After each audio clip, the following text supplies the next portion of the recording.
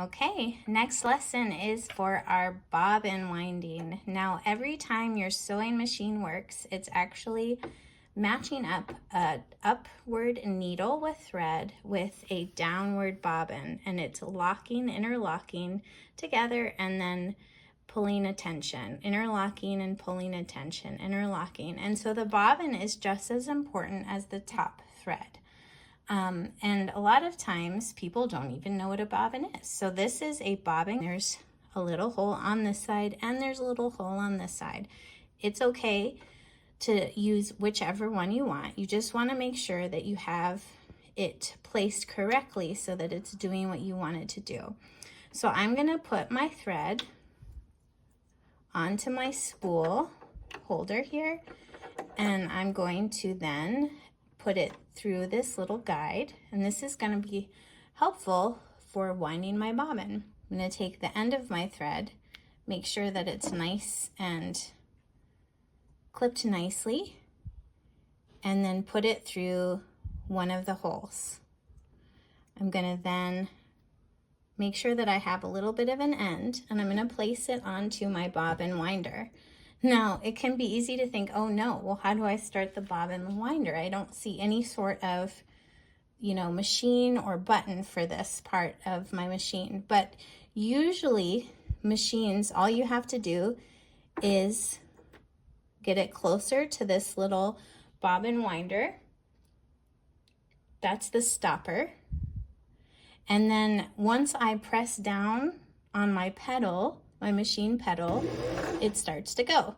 Now, I've just made it so that there's a common occurrence of a problem whenever I wind my bobbin, and that is that if I take it out, I realize that I have actually just put the thread around the actual bobbin winder instead of around the spool. So what I'm going to do is I'm going to make sure this time when I put this on that there's not a lot hanging off and getting ready to be in the way. So I'm going to put it back on. I'm going to place it next to the stopper. I'm going to make sure that it's pretty taut, and I'm going to start again with my pedal pressing, and now it's going nicely onto the bobbin. And see, I'm not doing anything, and it's just kind of going up and down, up and down. After a little while, I'll be able to release the end, the little tail end that I was holding. And sometimes if I notice my bobbin is having a hard time filling at the top or the bottom, I'll direct it a little bit carefully just to make sure that it's getting nice. But for the most part, it's pretty simple. And I'm gonna let it go. I like to have a nice full bobbin. The way that this works is that when your bobbin is full, it will actually stop the winding process. So let's see how it does that. So it keeps on going. I've got the pedal pressed down. And look, the stopper worked. So after it has stopped, I'm going to go ahead and take my scissors, snip it off, and then take it off of this winder. And I have a nice bobbin. Now I'm going to pause and show you now what to do with the bobbin. Now we're ready to put our bobbin into our bobbin case where this bobbin with its thread fits inside. Now for my machine, it's a top lane. Sometimes you'll have to open up your machine from here and it will be a front feeding bobbin where it will just be sitting just literally like this in the casing. Usually there are some sort of arrows on your bobbin case that show you exactly where you need to put the actual thread. If you remember that little tail that was on that I was holding while I was winding my bobbin, it's right here. So I'm going to use my scissors and just carefully snip off that little tail so that my machine doesn't get confused with which thread it should be using. And then I have my bobbin so that it is facing with the thread coming off of it on the left hand side.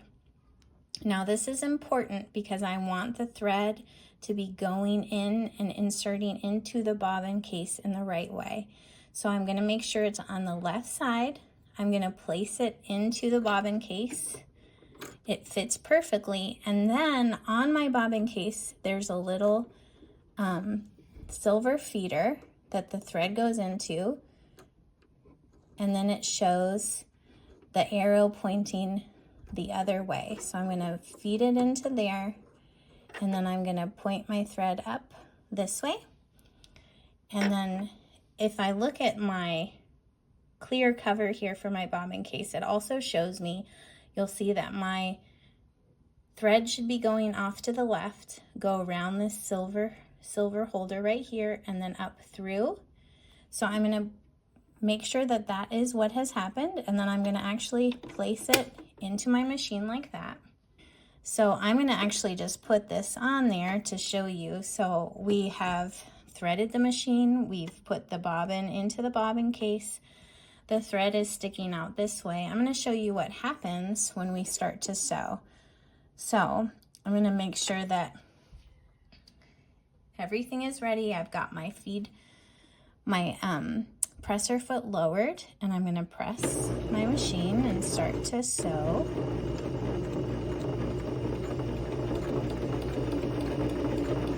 And then once I'm done, I'm going to backstitch, go back, just like I pretend like I'm doing a regular thing, and you'll see that now my bobbin thread is actually coming up through the right place. So I have inserted it correctly. Everything is lined up and nice, and I have been able to sew. So this is really important to know how to do, because sometimes it's just a simple thing that you need to rethread your machine either from the top or the bottom. But once you know how to do it and have mastered it, it's not such a scary complication anymore. So take courage and know that you can do it too.